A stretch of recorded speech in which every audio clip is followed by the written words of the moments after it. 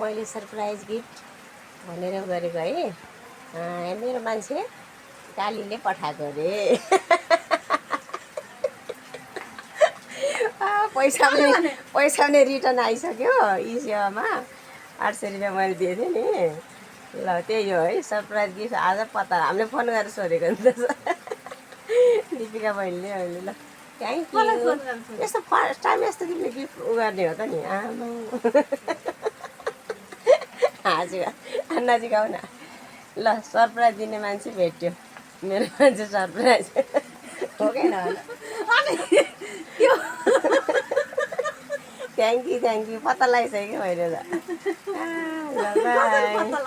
अनि भ्यालेन्टाइन डेबाट अनि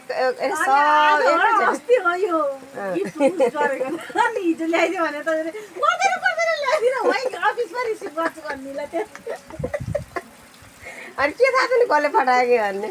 ल ल कालीले पठाइदियो रहेछ। ल सरप्राइज थ्याङ्क यू।